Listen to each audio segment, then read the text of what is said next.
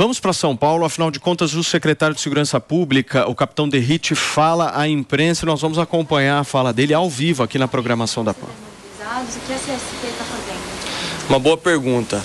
Olha, antes de vir aqui falar com os senhores e fazer a reunião, ontem à noite nós já instalamos um gabinete de crise aqui na sala do Copom, inclusive tivemos a presença do governador Tarcísio ontem à noite aqui, de todo o alto comando da polícia, do delegado-geral da Polícia Civil aqui, porque estávamos preocupados com o desencadeamento das manifestações e possíveis atos que viessem a ocorrer aqui no estado de São Paulo. Importante frisar de imediato que as ações que aconteceram em Brasília não encontram similaridade com os manifestantes, com a manifestação aqui em São Paulo.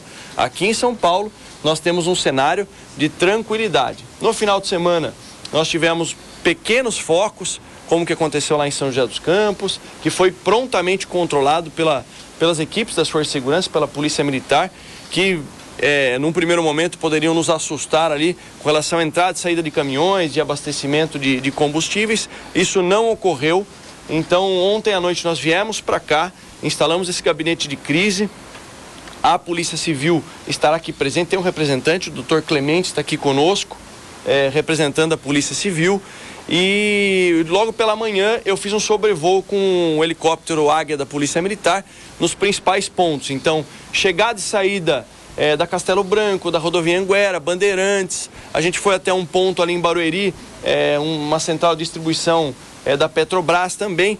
Todas, sem exceção, todos esses locais que são pontos nevrálgicos estão com a maior...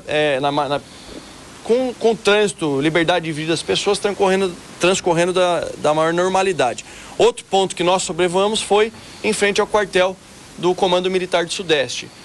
Nós temos, aliás, ontem à noite nós já designamos reforço no policiamento nas sedes dos poderes, ou seja, na Assembleia Legislativa.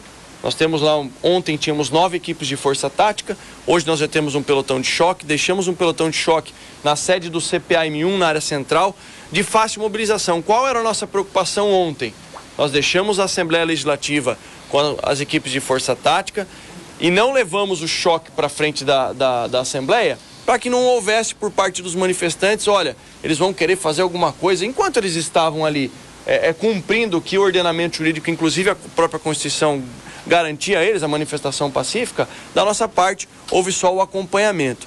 E, além disso, no Tribunal de Justiça, a sede do Poder Judiciário, nós reforçamos também com equipes de forças táticas, evitando que algo pudesse acontecer, ou seja, tomando uma precaução. Temos o serviço de inteligência da Polícia Civil e da Polícia Militar acompanhando as manifestações e grupos, mas, como eu disse, em São Paulo não encontra similaridade. Os manifestantes aqui estão tranquilos. O efetivo lá dos manifestantes em frente à Assembleia Legislativa, ele é pequeno. E assim que chegou ao nosso conhecimento a ordem judicial do ministro da Suprema Corte, nós novamente nos reunimos hoje para dar cumprimento a essa decisão judicial. Isso vai ser feito sempre com uso escalonado. Por que eu estou dizendo isso? A gente vai, através do diálogo, informar para os manifestantes que existe uma ordem judicial de desmobilização dos acampamentos. Então isso vai acontecer. Nós temos 24 horas para que essa ordem judicial seja cumprida e ela será cumprida com a maior tranquilidade possível, justamente por não encontrar, por ter a certeza que os manifestantes aqui em São Paulo estão realizando as suas manifestações de forma pacífica. Mas, secretário, em que momento começa esse diálogo com quem está ali no acampamento? A nossa preocupação foi, em primeiro lugar, fazer com que todos os comandantes do policiamento tivessem ciência dessa nossa reunião. Isso vai acontecer ao longo do dia de hoje, porque nós temos 24 horas para cumprir essa decisão judicial. Agora, logo depois aqui da coletiva, os comandantes das respectivas áreas já estão tomando ciência da nossa reunião. Tem alguns pontos aí no interior também que carecem de uma atenção, exemplo de Campinas. Então, tanto a parte técnica da Polícia Civil, da Polícia Militar, quanto a questão política, para que o prefeito enxergue que nós estamos à disposição para ajudá-los também com as forças de segurança. E ao longo do dia de hoje, da tarde de hoje, esse diálogo já vai ser iniciado, na esperança de que tudo se resolva sem o uso, sem um uso escalonado da força. Essa é a nossa intenção. Secretário, mas lá em Brasília, até o último... Temos o áudio aqui? Os manifestantes Vamos lá, gente. Vamos sair de São Paulo agora e direto para Brasília, porque o líder do governo no Congresso Nacional, o senador Randolph Rodrigues, fala agora à imprensa e nós vamos ouvir. O Congresso Nacional extraordinariamente, ainda para o dia de hoje, a sua decisão de reunir o Congresso Nacional já no dia de hoje, já demonstra claramente a disposição do Congresso Nacional, da presidência do Congresso Nacional, das lideranças do Congresso Nacional, em fazer o Congresso voltar a funcionar de imediato. Quando a democracia brasileira, o que ocorreu ontem, não foi um ataque a prédios.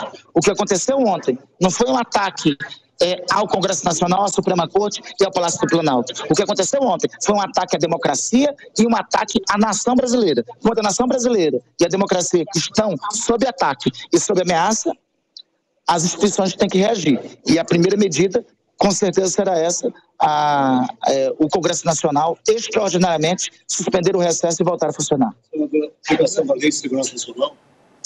A aplicação da Lei do Estado Democrático de Direito, que foi aprovada por nós em 2021, é um dos instrumentos, mas sem embargo de outras medidas que nós possamos vir a tomar, como, por exemplo, aperfeiçoar o tipo penal do terrorismo, né, para deixar e classificar claramente que esse tipo de ato não pode ter, em primeiro lugar, uma pena branca, nem pode, sobretudo, passar impune. Senador, hoje, a sessão de hoje vai ser apenas para analisar o decreto de intervenção federal? A sessão é convocada diretamente sobre esse fim nos termos do artigo 36, parágrafo 1º da Constituição da República, que diz: decretada intervenção em ente federal, deve-se o Congresso Nacional reunir-se de imediato para apreciar os termos do decreto de intervenção. Então, o Congresso Nacional se reunirá com esse fim, a apreciação dos termos do decreto de intervenção, sem embargo de retomada do funcionamento do Congresso Nacional para as medidas de reação aos atos de terror que tivemos no dia de ontem. Agora, líder, alguns parlamentares mais alinhados com o ex-presidente Jair Bolsonaro até usaram as redes sociais ontem,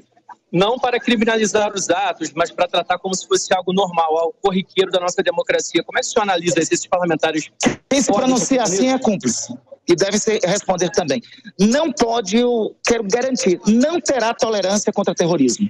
Não terá tolerância contra terrorismo nas ruas, não terá tolerância contra terrorismo aqui no parlamento. Quem não agiu para condenar atos como este que aconteceram ontem, se aliaram ao fascismo. E eu quero reiterar aqui os termos da decisão de ontem do ministro Alexandre de Moraes, onde ele declara: nós não faremos a política de Chamberlain. Nós seremos mais Churchill do que Chamberlain contra o fascismo. Então, quem se compliciar com o fascismo, acredite, esteja onde estiver, participe onde participar, compõe a instituição que compor, irá responder pelo compliciamento com o fascismo e com o terror. Como é que fica a situação do governador Ibanez Rocha? Você acha que fica insustentável? Ele já foi afastado? Afastado, acho que a providência correta foi tomada ontem, houve um compliciamento da parte do governo do Distrito Federal para com a dilapidação do patrimônio público, e eu espero que agora a Câmara Distrital também se reúna extraordinariamente. A primeira das tarefas do governo do Distrito Federal, e é por isso que o nome se chama Governo do Distrito Federal, a primeira de suas atribuições é resguardar o patrimônio da nação brasileira. O governo do Distrito Federal, ontem, fracassou fragorosamente nessa missão. Então, se fracassa na missão principal sua, não há condições de continuar a exercer o governo. Você acha que ele corre risco de impeachment? Eu acho que a Câmara Distrital tem que tomar a providência devida. Nesse momento, eu estou convencido e da decisão do ministro Alexandre de Moraes que ele não tem condições de continuar governando porque não dá cabo de suas atribuições, de sua missão principal. Líder, agora sobre uma resposta, como o senhor falou, sobre a CPI.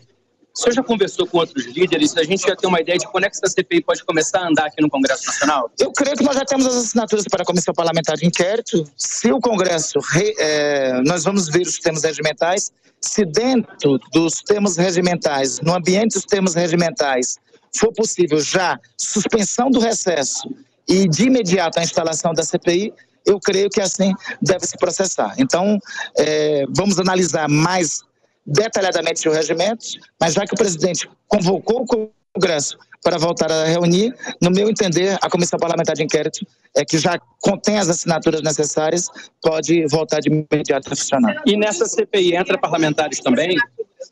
Desculpa, é que a minha dúvida é, nessa CPI, além de investigar, claro, quem participou desses atos de vandalismo... Investigará parlamentares. Também entre os parlamentares? Deixa eu lhe destacar, no dia de hoje nós já iremos oferecer denúncia contra parlamentares que ontem participaram dos atos. Uma parlamentar, inclusive, do meu estado, participou, chamou o ato e participou. A ela, estamos no dia de hoje, reportando denúncia no inquérito dos atos antidemocráticos que tramita o Supremo Tribunal Federal, estamos reportando denúncia ao Tribunal Regional Eleitoral do meu estado e estaremos, tão logo ela tome posse, pedindo a cassação do seu mandato. Então, e a CPI também irá concluir sobre isso.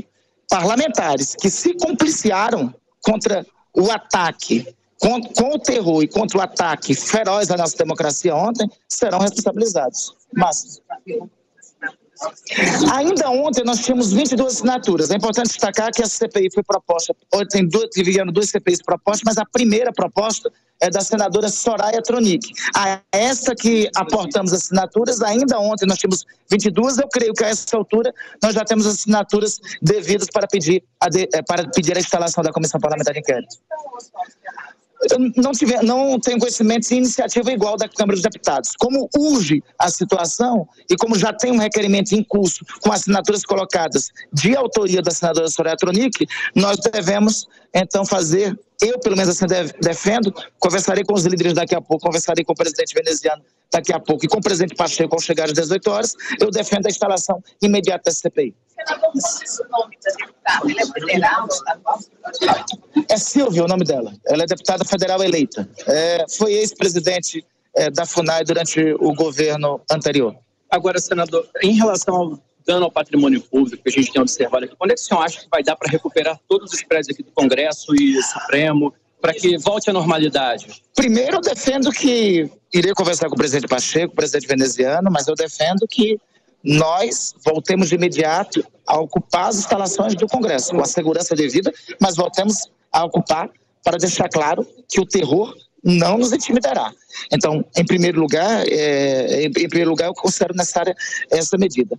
Quanto à recuperação, assim, é incalculável, inestimável o prejuízo que o Congresso Nacional teve. Só para falar do Congresso Nacional, ainda ontem eu visitei o Palácio do Planalto e visitei a Suprema Corte. De todos, o dano maior ocorreu na Suprema Corte. Talvez um bombardeio não tivesse resultado no dano que a Suprema Corte teve no dia de ontem. No Palácio do Planalto nós tivemos dilapidação de obras de Cavalcante, de obras de Portinari, um relógio presenteado por reis europeus a Dom João VI, um relógio de mais de 230 anos, um patrimônio da fundação de nosso país, foi totalmente destruído, não tem como fazer a sua recuperação. Então, o prejuízo de tudo isso é inestimável e eu creio, como vocês viram, o cenário de destruição que temos aqui e é muito maior nas outras casas. Então, eu creio que nós será necessário um tempo para recuperar e restaurar tudo. Eles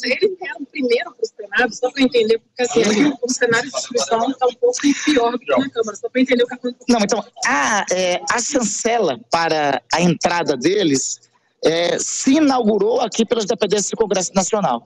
Eles simultaneamente quebraram todas as vidraças ali do acesso à rampa, do acesso ali ao Salão Negro, como vocês perceberam.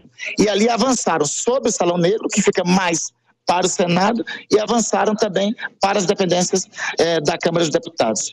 O primeiro lugar, digamos, de batalha, de combate, foi aqui onde nós estamos, aqui no Senado. Eles ocuparam logo o plenário do Senado Federal, depois ocuparam o plenário da Câmara, tentaram atear fogo no plenário da Câmara dos Deputados, e aqui a Polícia Legislativa inaugurou, travou uma batalha para conter os invasores no âmbito aqui do tapete azul e para impedir que eles atravessassem o túnel do tempo e acessassem as comissões e os gabinetes dos senadores.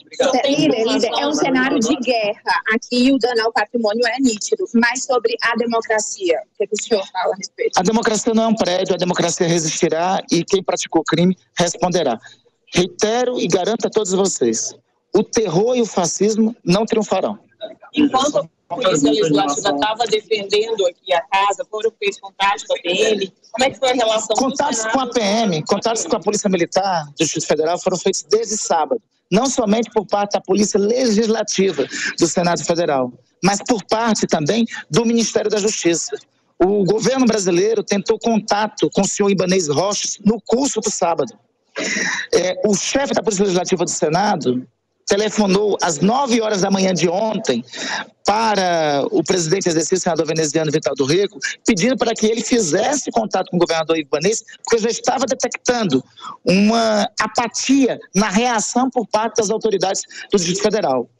O presidente em exercício, veneziano Vital do Rego, fez o contato com o governador e mesmo assim o cenário é esse. Ou seja, houve conivência, cumpliciamento, participação do governo do Distrito Federal com os atos terroristas que ocorreram aqui. Isso motivou o senhor e a AGU a pedir ao STF, né, o afastamento Isso motivou nos primeiros instantes.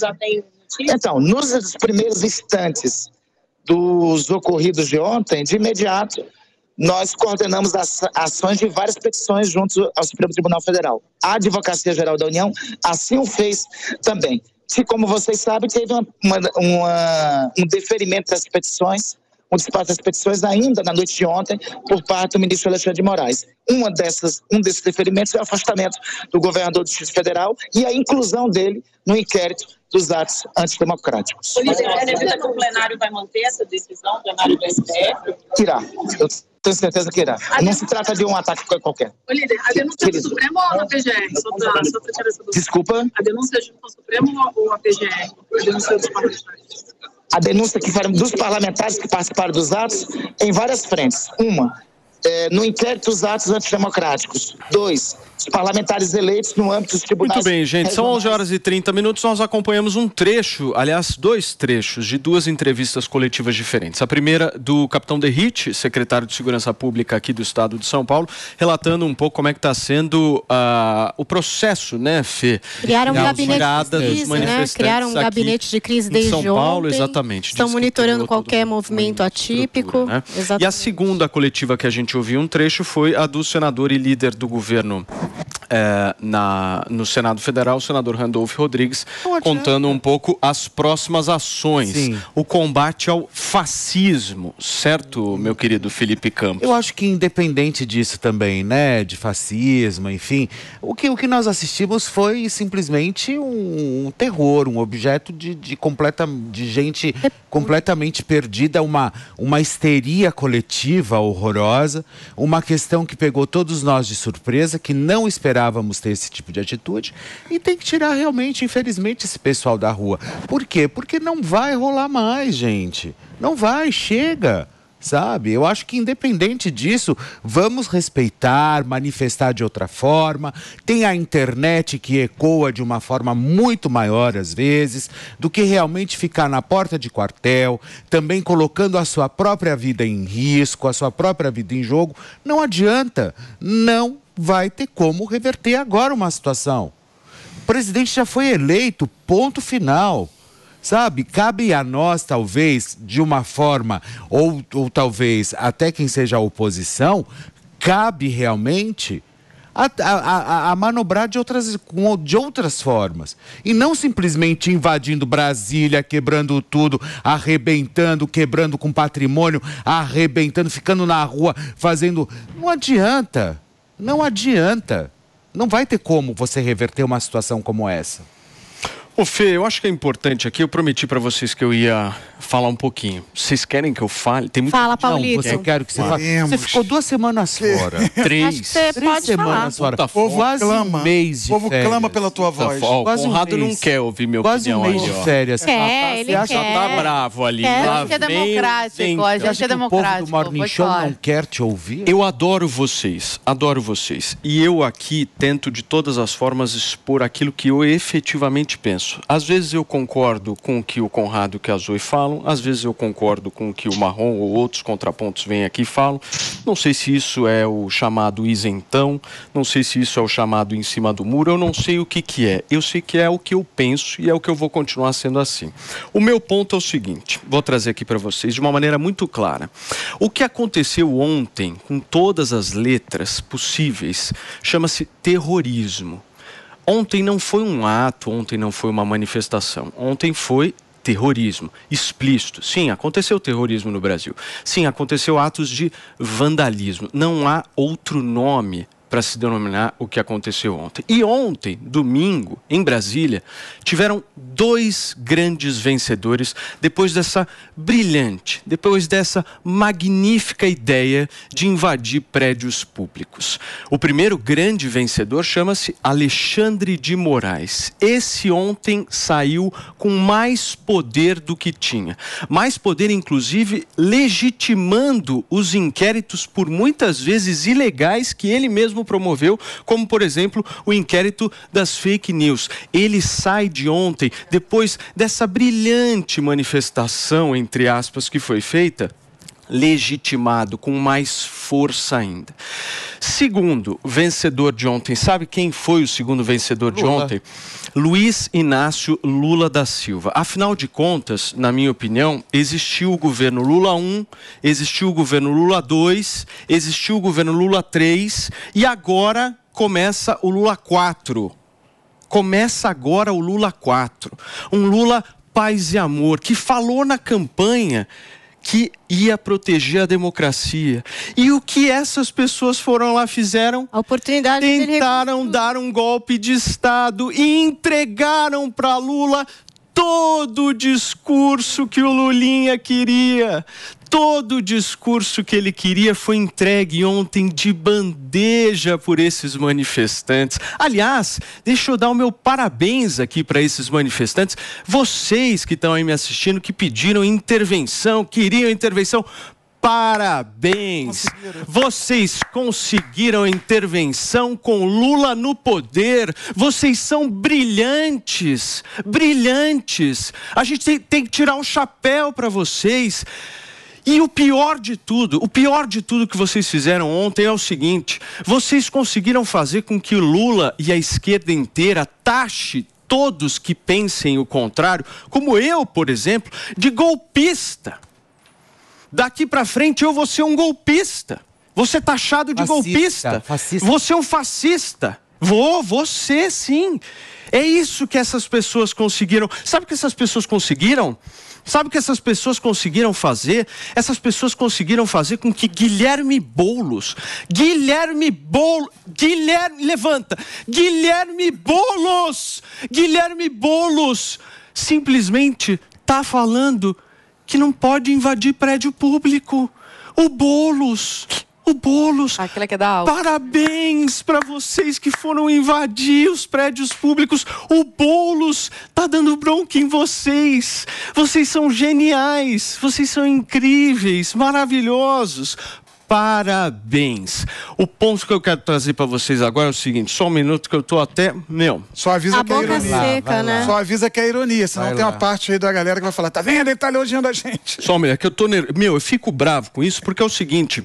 Na minha avaliação, existe e precisa existir uma direita que seja uma direita consciente e, acima de tudo, uma direita coerente, sem loucura, sem essa coisa insana, maluca.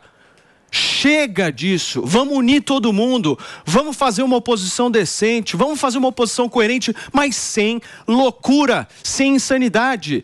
Esses caras ontem fizeram simplesmente com que a direita tivesse a maior derrota da sua história. E agora vai ser muito, mas muito difícil o período de reconstrução. Agora nós vamos ter que pegar aqueles cacos que estão lá no Palácio do Planalto, são os cacos que estão da direita, feitos por esse bando de inconsequente, irresponsável, que acha que estava fazendo alguma coisa, mas na realidade, sabe o que eles estavam fazendo? Cá entre nós, com toda sinceridade, sabe o que essas pessoas que foram invadir os palácios foram fazer? Foram defender o político de estimação.